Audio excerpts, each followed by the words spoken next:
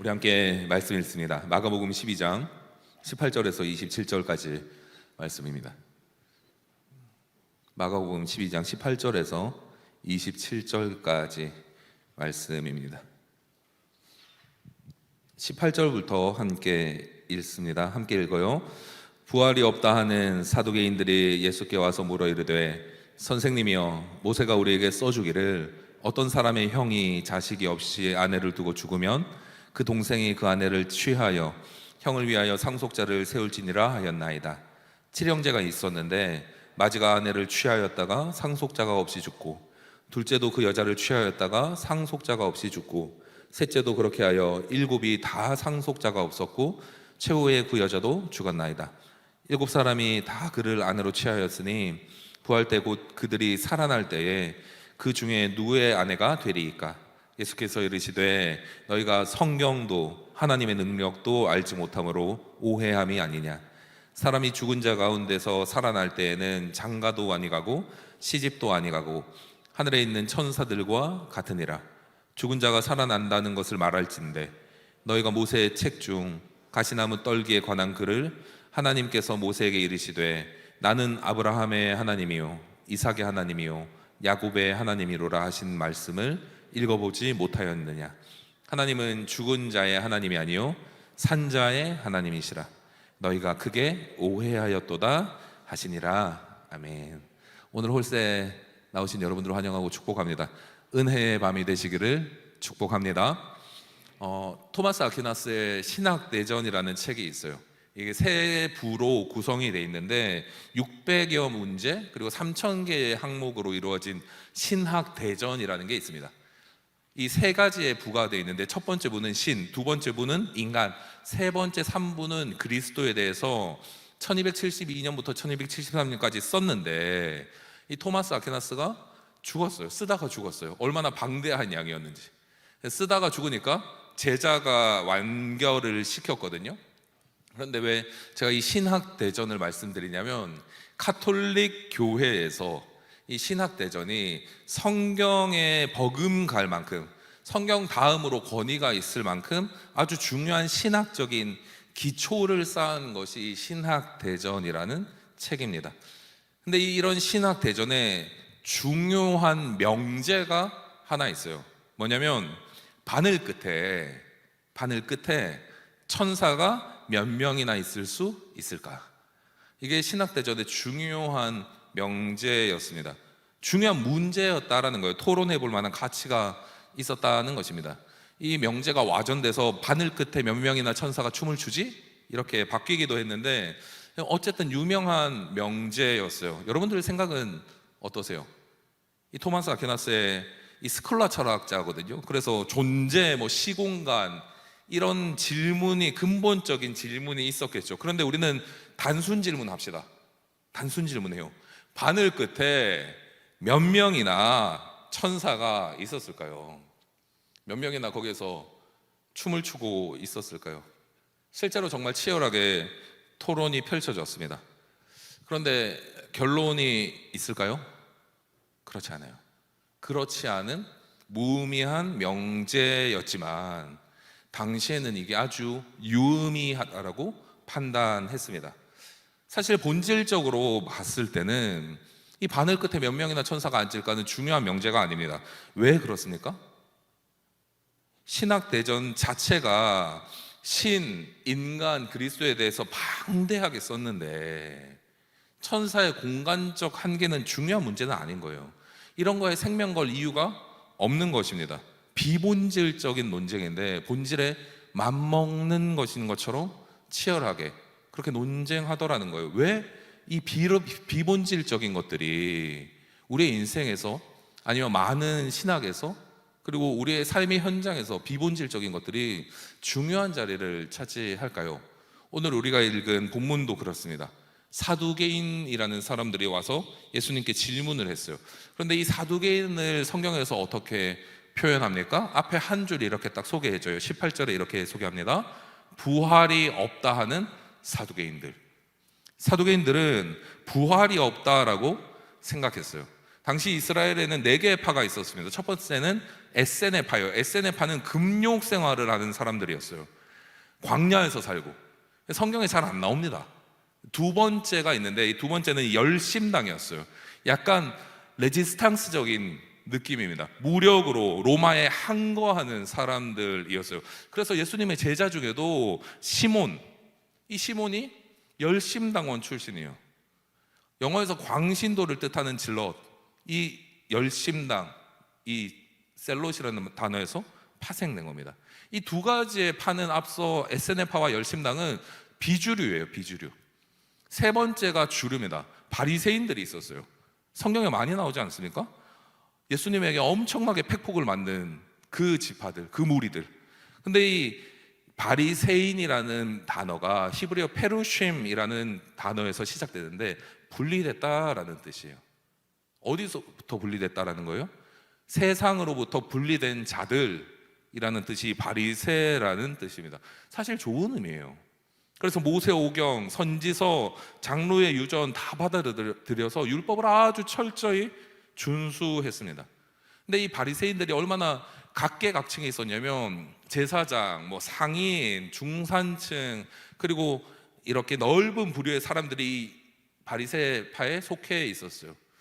유대의 역사가 요세푸스라는 사람이 있거든요. 근데 이 요세푸스가 1세기의 예루살렘의 인구가 2만 5천에서 3만 5천 정도 되는데 바리새파가 6천 명 정도 됐다라고 역사가 기록하고 있습니다. 그러니까 5분의 1, 6분의 1은 5명, 6명, 1명 모이면 그 중에 한 명은 바리새파였다라는 거예요. 네 번째가 있습니다. 네 번째가 오늘 우리가 읽은 본문의 사두개인들이에요. 이 사두개인들은 장로의 전승, 선지서 이런 거 다 필요 없어. 모세 오경만 우리는 믿을 거야. 이렇게 받아들였어요. 근데 이 사두개파가 모세 오경을 받아들이면서 정치적인 세력으로 자리 잡고 있었거든요. 그래서 여러분들 아마 설교나 성경 공부하실 때 한 번씩 들어보는 이 산헤드린 공회라는 데가 있습니다. 유대교에서 가장 중요한 기관이에요. 무언가 결정을 내릴 때 사형을 제외하고는 대부분의 결정을 내릴 수 있는 기관이 이 산헤드린 공회인데, 정치, 종교, 경제 이 모든 지식층이 대부분이 이 사두개인들이 산헤드린 공회의 요직을 차지하고 있었습니다. 그러니까 율법은 지키는데 전승은 지키지 않는 거예요. 그러니까 부활, 천사, 영생, 영혼 이런 거 믿지 않았어요. 지극히 현실적인 사람들. 정리하면 당시 이스라엘을 양분하는 두 가지의 파가 있었는데 바리새파와 사두개파인 거예요. 바리새파는 율법을 지키기 위해 부단히 애썼던 집단이고, 사두개파는 정치적으로 구심점이 되는 사람들이었습니다. 당시 대중에게는 바리새인들이 인기가 많았어요. 왜냐하면 보니까 율법을 지키기 위해서 엄청나게 애를 쓰거든요. 근데 사두개인들은 별로 인기가 없었어요. 왜요? 로마의 협조적이었거든요. 그 사두개인이 오늘 예수님께 찾아온 겁니다. 그러면서 자신이 가지고 있는 중요한 명제를 이야기해요. 뭐냐면 우리는 부활이 없다라고 믿는다.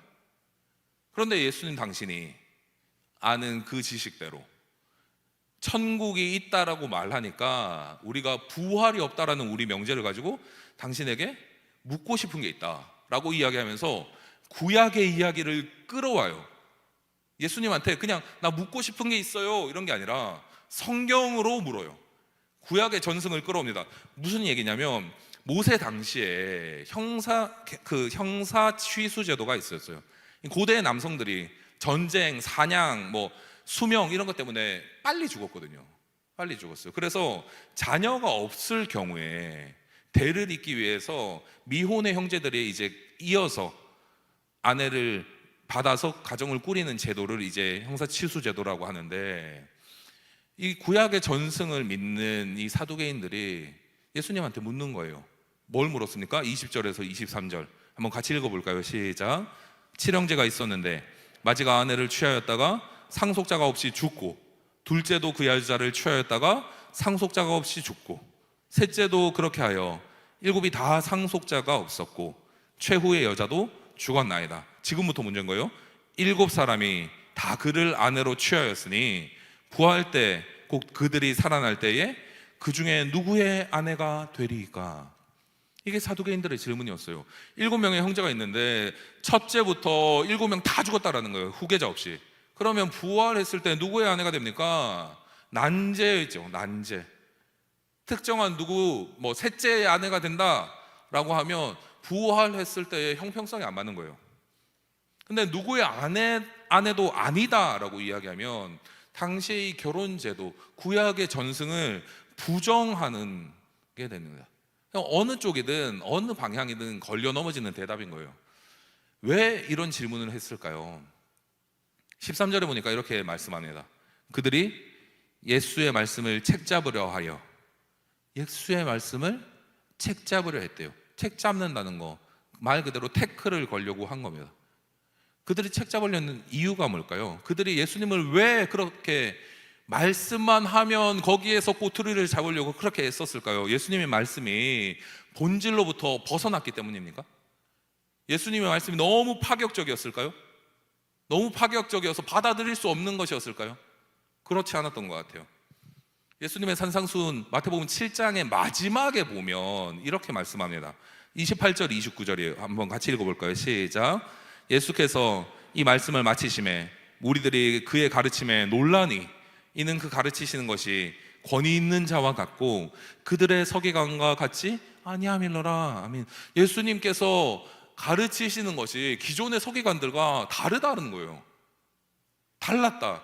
그냥 일반 대중들, 아무것도 모르는 대중들이 듣기에도 예수님의 권위가, 그리고 예수님의 가르침이 일반 서기관들, 지금까지 나를 교육해 주던 성경 교사들과는 달랐다, 이렇게 이야기하는 거예요. 예전에는 서기관들을 어떻게 이야기하든지, 바리새인들을 어떻게 이야기하든지, 사두개인들이 어떻게 이야기하든지 나랑 관계없는 질문이야 라고 생각했었던 사람들이 예수님께서 씨 뿌리는 비유를 하고, 그리고 모래 위에 짐 짓는 이야기를 하고, 이런 것들을 하시니까 들리기 시작했다라는 거예요. 다른 반응이었었다라는 거예요. 서기관들의 가르침이 성경의 베이스가 많았거든요. 그런데 본질에서 벗어난 것이 많았어요. 율법 중심이었거든요. 율법 중심.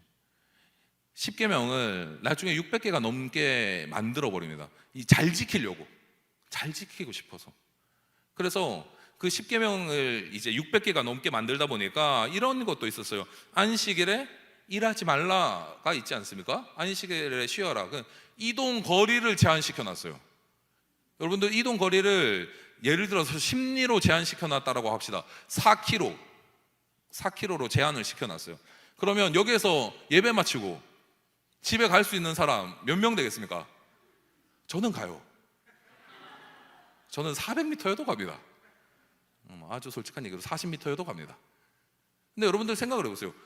4km를 생각했을 때 생각보다 거기에 벗어나는 사람들이 많은 거예요. 실제랑 안 맞는 거죠. 그러니까 어떻게 했을까요? 4km 갔다가 쉬었다가 다시 4km를 간다. 멍청한 짓 아닙니까? 이런 율법을 서기관들이 계속, 바리새인들이 계속 백성들에게 가르치고 있었어요. 일주일에 2번씩 금식해야지. 그런데 예수님의 메시지는 파격적인과 동시에 거슬리는 거였어요. 누구한테 거슬렸을까요? 당시에 종교 지도자들, 바리새파, 사두개파. 여러분들, 적의 적은 뭐가 됩니까? 친구가 되는 거예요. 적의 적은 친구가 되는 거예요. 오랜 기간 이 투닥거렸던 이 두 개의 파가 예수님이라는 이 공공의 적 앞에 휴전하는 거죠. 그래서 바리새파, 사두개파 너나 할 것 없이 예수님을 계속 넘어뜨리려 하는 거예요. 오늘 본문으로 원래 잡았더니 13절에는 세금 바치는 문제를 가지고 예수님께 질문했던 사람들이 있었어요. 근데 누가 질문했냐? 13절에 보니까 이렇게 말씀합니다. 그들이 예수님의 말씀을 책잡으려 하여 누구랑 누가 왔습니까? 바리새인과 헤롯 땅 중에 사람이 왔어요. 불과 몇 절 앞에서는 바리새인과 헤롯 땅, 그리고 오늘 본문에서는 사두개인, 너나 할 것 없이 예수님을 와서 어떻게든 걸고 넘어뜨리려고 하는 거예요. 이런 난제, 누구의 아내가 될 것인가? 라는 이 난제에 예수님이 어떻게 답하십니까? 24절과 25절입니다. 한번 같이 읽을까요? 시작. 예수께서 이르시되 너희가 성경도 하나님의 능력도 알지 못함으로 오해함이 아니냐. 사람이 죽은 자 가운데서 살아날 때에는 장가도 아니가고 시집도 아니하고 하늘에 있는 천사들과 같으니라. 아멘. 하나님의 나라에서는 시집과 장가가 중요한 게 아니다. 마치 그들은 하나님의 나라에서 이 시집과 장가를 들면서 각각 이렇게 가정집을 꾸리면서 사는 걸로 생각했지만 하나님의 나라는 그런 게 아니라는 거예요. 하나님의 나라에서는 세상에서 중요하게 여겼던, 가치 있어 보였던 그것들이 사라지게 된다라는 거예요. 왜 그렇습니까? 오직 그 나라에서 하나님께만 영광을 돌리고 그분을 높이고 예배하는 것만이 유일한 가치이자 기쁨이기 때문이죠. 그러니까 이 땅에서 누리는 시집과 장가는 크게 가치가 하나님의 나라에서는 없는 거예요. 천국에서는 없는 거예요. 근데 여러분들 잘 들으세요. 이 땅의 모든 게 소용이 없다라는 게 아닙니다. 여러분들, 결혼이란 무엇입니까? 결혼이란 이 하나님께서 만드신 이 땅의 제도잖아요. 남자와 여자가 한 몸이 되어서 하나님의 영광을 바라보는 그것, 그게 결혼 아닙니까? 하나님의 영광을 함께 바라보는 그것. 근데 이제 하나님을 대면해서 보고 있는데, 앞에서 대면해서 보고 있는데 그게 가치가 있을까요? 가치가 없는 거예요. 그러면서 예수님이 사두개인들에게 어떻게 이야기하십니까? 너희는 성경도 하나님의 능력도 알지 못한다. 그래서 오해했다라고 이야기하세요. 근데 여러분들, 오해했다라는 단어 헬라어로 플라나오라고 합니다. 헤매다라는 뜻이에요. 길을 잃었다라는 뜻입니다. 근데 요한계시록 20장 3절에서는 미혹됐다라는 단어로 이 플라나오를 씁니다. 그러니까 바리새인, 사두개인, 서기관, 당시의 종교의 지도자들이 플라나오의 상태, 길을 잃은 상태, 미혹된 상태라는 거예요. 왜 미혹됐겠습니까? 연약했기 때문에, 감정적으로 업다운이 있었기 때문에, 상황이 받쳐주지 못했기 때문에? 아니에요. 성경도 하나님의 능력도 알지 못했기 때문입니다. 사랑하는 청년 여러분, 우리는 성경을 알고 있습니까? 이 질문이 우리에게 주어졌을 때 우리에게 확신이 없어지는 것 같아요. 성경의 전체적인 진짜 의미, 진의와 전체적인 내용을 안다? 내용을 외웠다? 사실 그것은 불가능에 가깝습니다.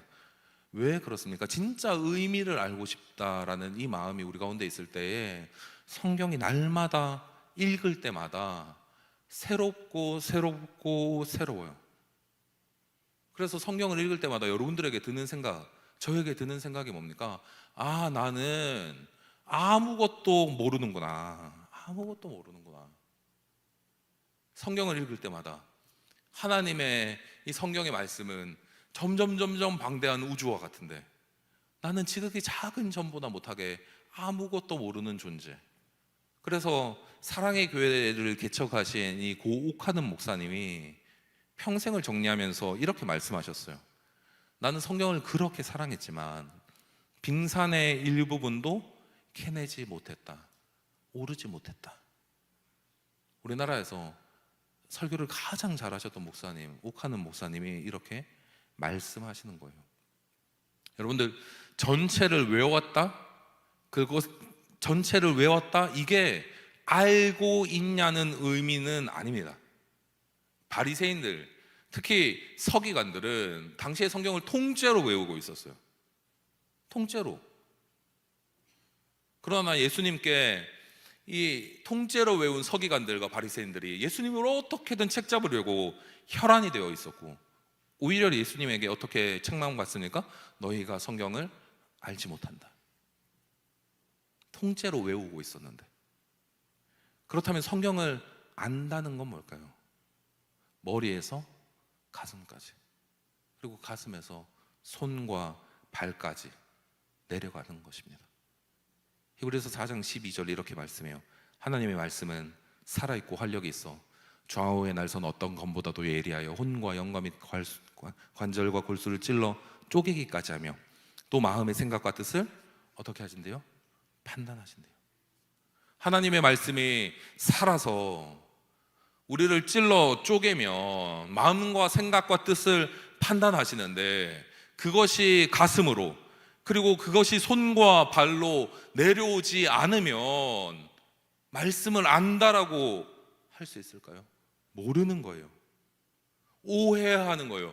플라나오의 상태인 거예요. 길을 잃은 상태인 거예요. 미혹된 상태인 거예요. 그래서 오늘 예수님은 어떻게 이야기합니까? 크게 오해하였도다.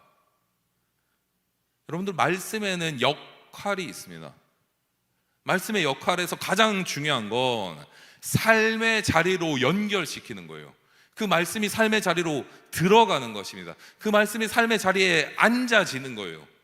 디모데서 3장에 보니까 이렇게 말씀합니다. 16절 17절 우리 함께 읽습니다. 시작.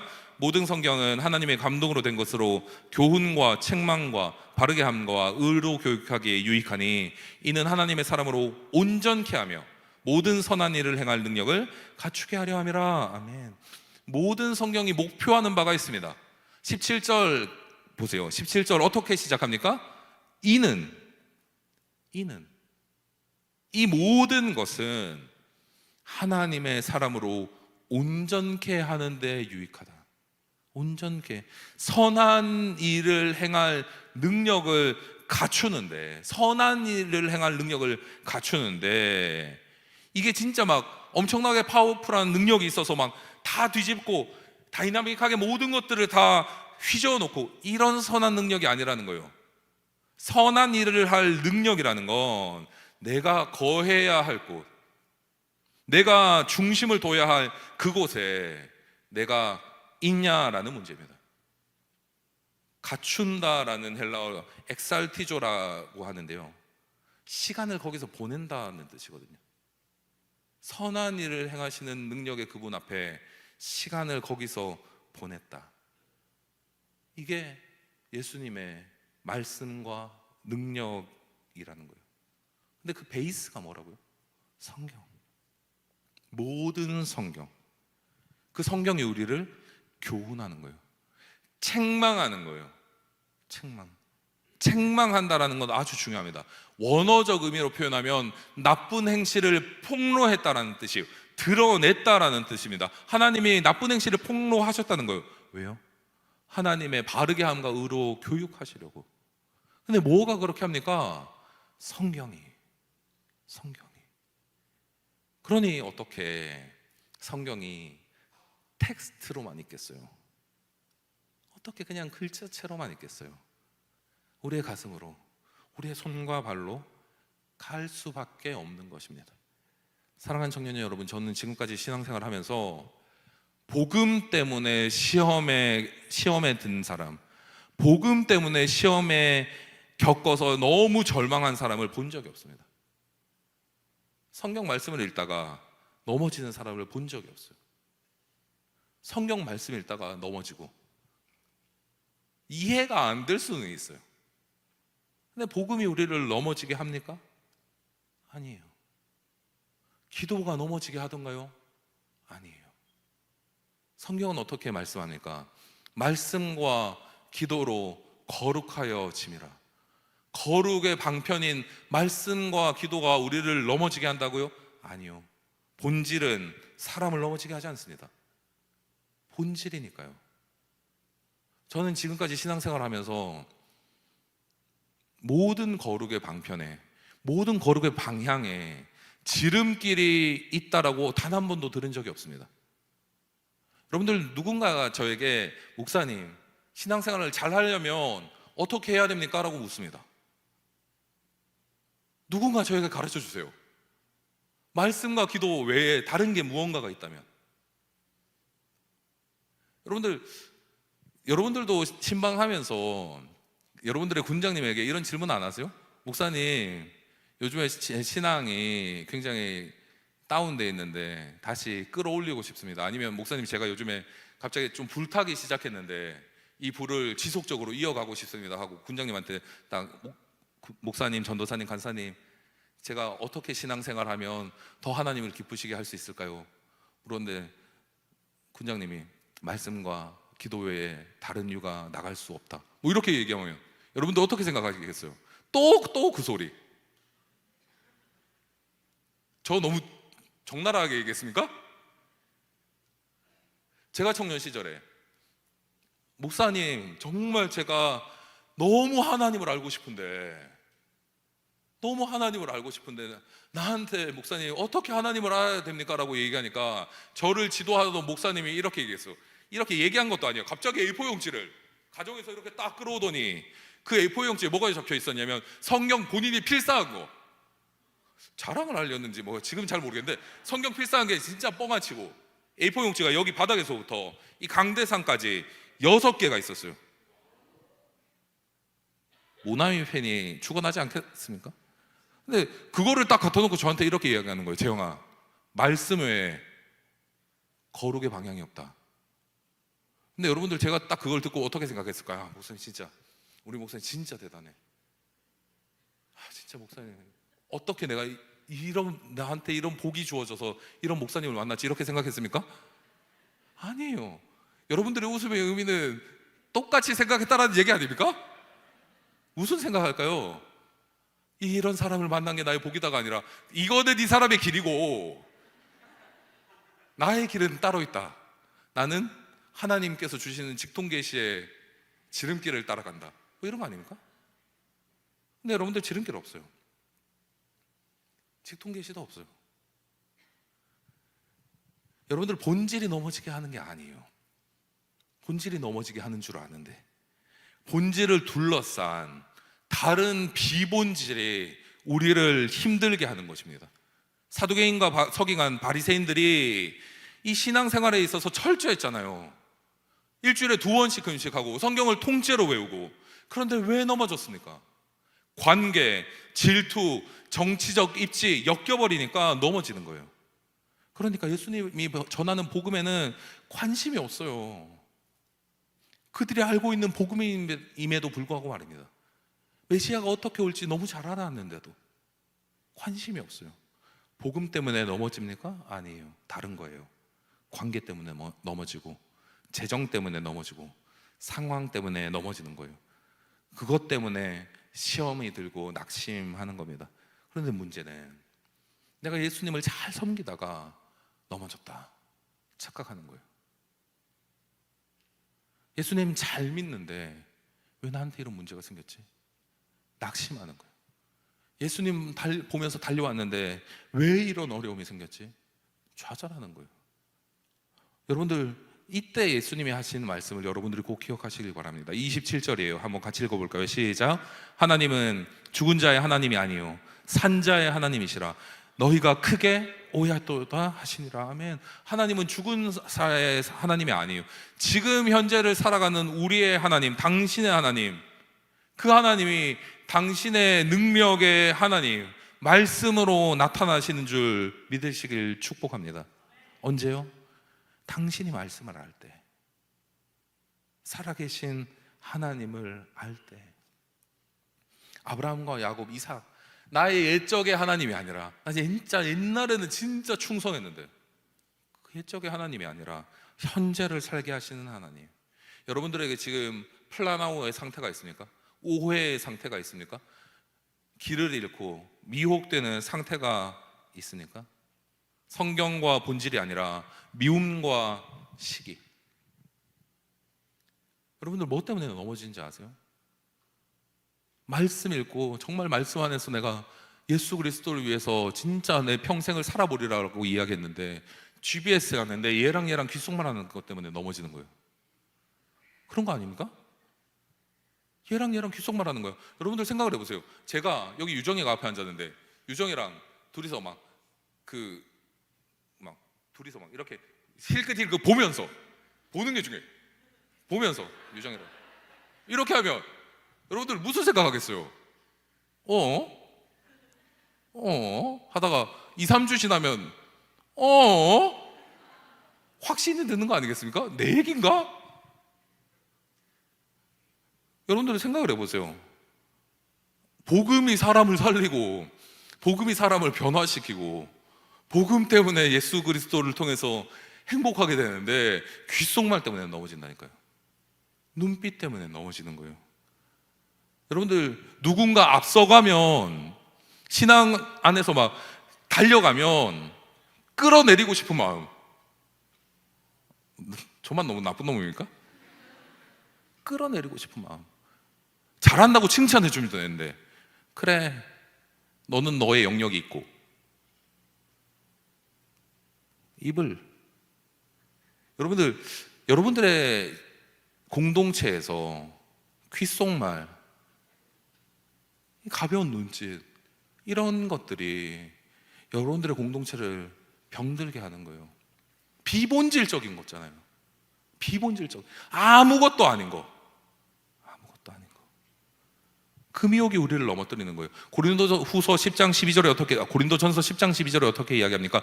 그런즉 선줄로 생각하는 자 넘어질까 조심하라.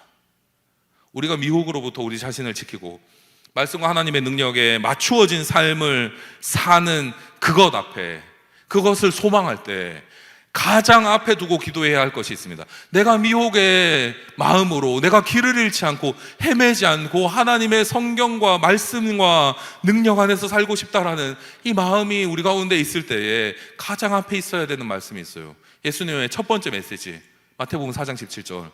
이때부터 예수께서 비로소 전파하여 이르시되 회개하라, 천국이 가까이 왔느니라 하시더라.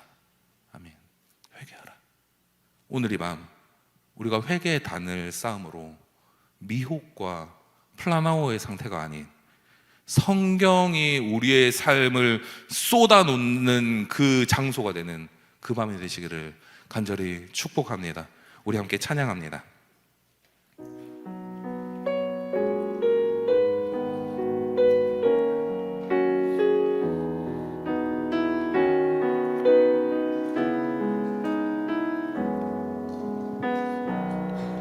말씀 앞에서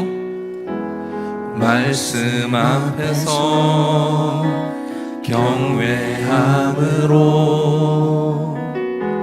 주께 홀로 섭니다. 생명의 말씀 읽고 순종해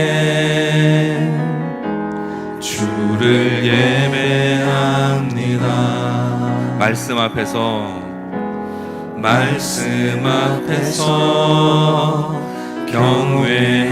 경외함으로 주께 홀로 섭니다. 생명의 말씀 읽고 순종해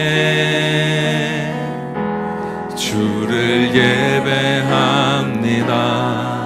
기록된 말씀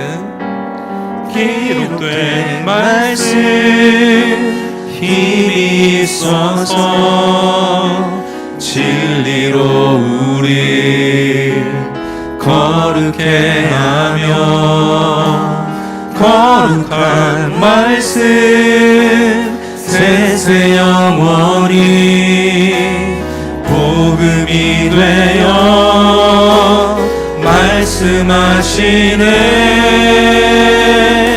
하나님 말씀에 두려워 떠는 자, 그 말씀에 생명을 거는 자, 한 사람 찾으시는 주님의 약속을 믿어 하나님 말씀에 운명을 거는 자, 순종하며 주 따라가는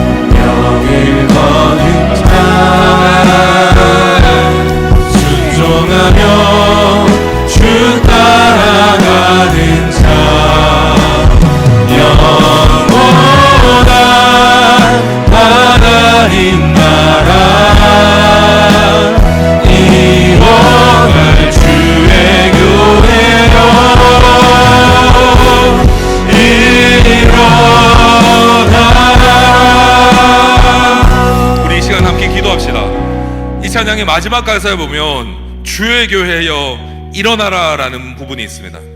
저는 이 찬양을 처음 접했을 때 공동체가 일어나야 되는구나 이렇게 생각했는데 아니었어요. 각각의 교회와 살아계신 하나님의 성전으로 불러주신 우리가 말씀 앞에서 두려워 떨므로 일어나야 하는 것입니다. 어떻게 말씀이 두려워 떨림으로 우리 가운데 찾아올 수 있겠습니까? 내가 말씀을 받을 자격이 없는데 생명의 말씀이 나에게 주어짐으로 인하여서 내가 구원의 감격을 누리게 되었으니 하나님, 내가 이 말씀을 어떻게 소홀히 여길 수 있겠습니까? 그런데 하나님, 오늘 이 밤에 내가 하나님 앞에 회개하며 나아갑니다. 하나님, 내가 이 말씀을 사랑하지 않았고 이 말씀에서 해답을 얻으려고 하지 않았고 우리의 인생의 문제가 닥쳤을 때에 말씀이 말씀하시는 바가 아니라 우리의 자아가 이야기하는 말대로 살아갔던 우리 자신을 회개합니다. 하나님, 오늘 이 밤에 말씀으로 우리를 경책하여 주시옵소서. 말씀으로 우리를 깨우쳐 주시옵소서. 하나님, 우리에게 말씀하여 주시옵소서. 주님 찾고 기도합니다.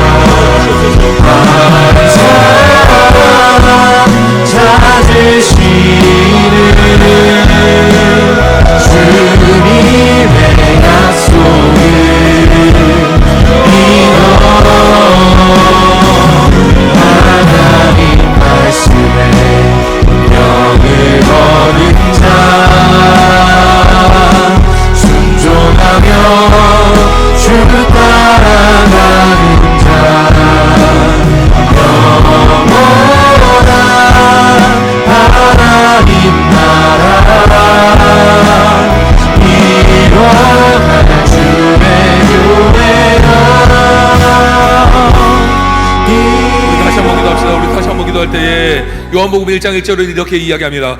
태초에 말씀이 계시니라. 이 말씀이 하나님과 함께 계셨으니 이 말씀은 곧 하나님이시니라.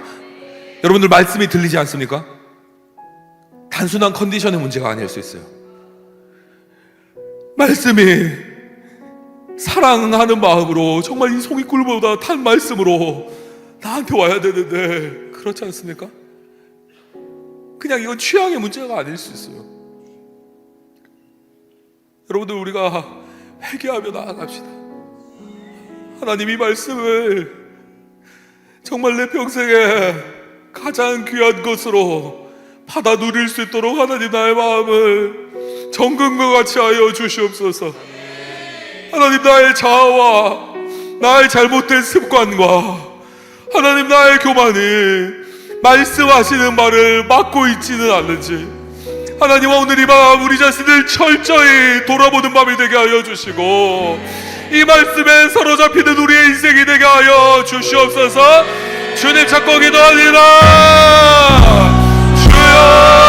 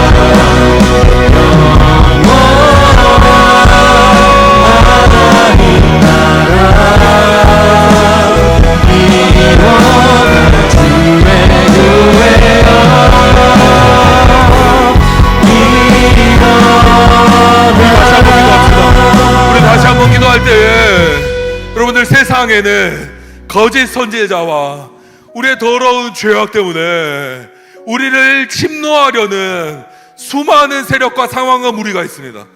그런데 우리가 일주일에 몇 번 읽는 호장 몇 구절, 그게 우리를 살릴 줄 믿는다고요? 여러분들 큐티 몇 번 한다고 살아나지 않아요. 제가 큐티를 폄하하는 게 아니라 큐티 몇 번 한 그것이 나의 신앙을 지켜줄 거라는 그 안일함으로부터 우리가 벗어났으면 좋겠습니다. 하나님의 말씀 우리가 읽으면 좋겠어요. 사탄은 이렇게 이야기합니다. 이해가 안 되잖아. 아니요, 하나님의 말씀은 이해의 영역이 아니라 성령의 영역인 줄 믿습니다.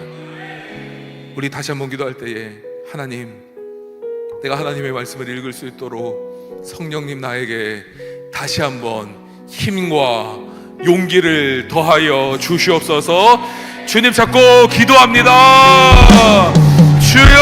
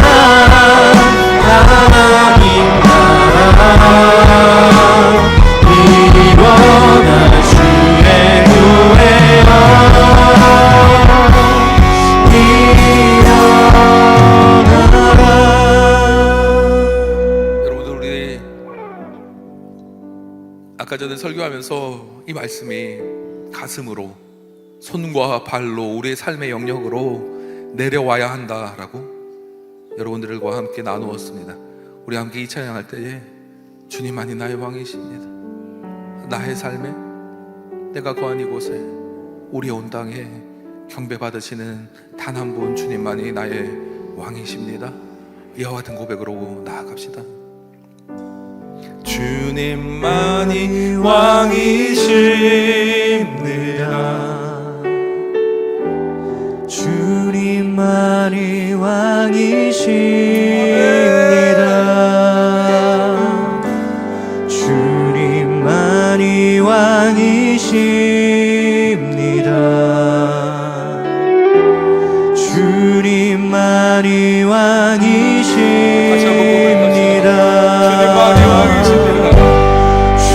주님만이 왕이십니다.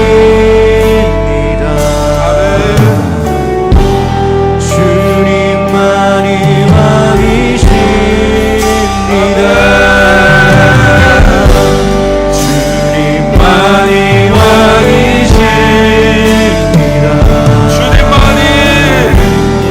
주님만이 왕이십니다.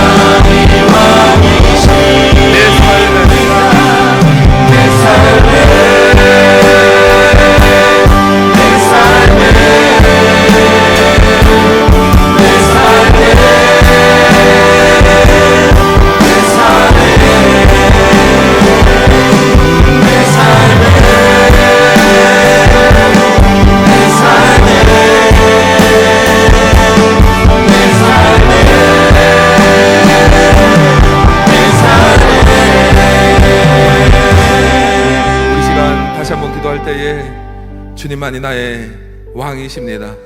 내 인생의 주도권, 내 인생의 자아는 십자가 아래 못 박혀지고 예수 그리스도만이 나의 중심 되어 주시는 그 삶, 내가 살기를 원합니다. 하나님, 오늘 이 밤 나에게 다시 한번 재결단하는 마음을 허락하여 주시고, 혹여 내 마음 가운데 아직 예수님이 명확하지 않은 지체가 있다면 하나님, 오늘 이 밤 나에게 예수 그리스도의 이름이 명확한 밤 되도록 주님 인도하여 주시옵소서. 우리 기도하며 나아갑니다. 기도합시다. 하나님 아버지, 감사합니다. 우리의 삶에 하나님의 이름이 거듭나기를 간절히 소망합니다. 주여 하나님 아버지, 오늘 이 밤에 예수 그리스도의 그 이름이 왕이신 예수 그리스도의 이름이 하나님 그 가운데 드러나는 이 밤에 주님이 도와주시옵소서. 내가 다른 것에 하나님 우리의 마음을 빼앗겼고, 하나님 내가 다른 것에 우리의 생각을 빼앗겼고, 내가 다른 것에 내 자아에 취해서 주님이 왕이라고 고백했지만 왕이 아닌 것처럼 그렇게 살아갔던 나의 모습에 하나님 다시 한번 회개의 영을 부어주셔서 하나님이 나의 왕이시고 오직 한 분 하나님만의 내 삶과 내가 발걸음하는 모든 곳과 하나님 열방과 하나님 모든 장소에서 찬양받게 합당하신 분으로 하나님이 나의 왕이 되어주시는 것을 믿음으로 고백할 수 있도록 주님 인도하여 주시옵소서. 하나님, 식어졌던 마음 정말 차갑게 식어서 왕이라는 슬로건은 남아있지만 하나님, 그 왕의 그 아무런 정체성도 왕의 자녀로서의 정체성을 가지 못하는 우리에게 하나님, 우리의 식어진 마음에 다시 한번 성령께서 불붙는 일으켜주시는 영광을 우리가 보겠습니다.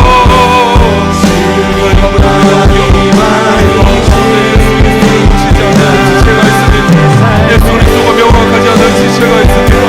하나님, 오늘 이 밤 예수 그리스도가 왕으로 나의 삶에 명확한 밤이 되어지도록 주님 인도하여 주셔서 아버지, 나의 왕이신 예수 그리스도를 하나님 나의 삶과 하나님 아버지 내가 발걸음하는 모든 것과 하나님 나의 가정과 나의 직장과 나의 형편과 나의 상황과 나의 재정과 나의 관계와 나의 우울과 나의 절망과 나의 좌절과 나의 무기력함과 나의 게으름과 나의 낙함과 나의 더러움에 주님이 나의 왕이십니다.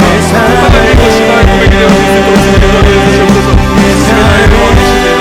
그 어느 것도 믿을 수 없습니다. 그 어느 것도 믿을 수 없습니다. 하나님의 고백을 믿는 사람이 어떻게 해드리겠습니까?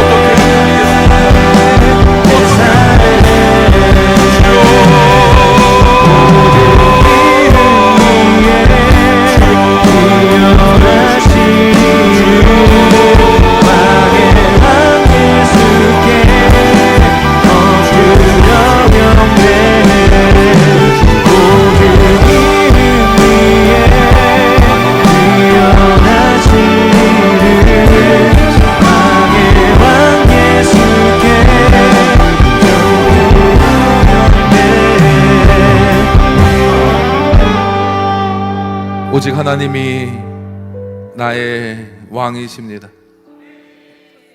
나의 좌절, 나의 무기력, 나의 나태함, 나의 게으름, 나의 더러움, 그리고 나의 가정, 나의 직장, 나의 상황, 나의 관계, 나의 모든 환경, 그 모든 곳에서 주님이 나의 왕이십니다. 하나님, 우리가 왕이신 예수 그리스도를 우리의 마음 깊이 모시기를 원합니다. 우리가 원하는 방식이 아니라 말씀이 말씀하시는 바대로 우리의 삶에 예수 그리스도께서 좌정하여 주시옵소서. 우리를 끊임없이 침노하려는 자로부터 주님이 나의 왕이십니다.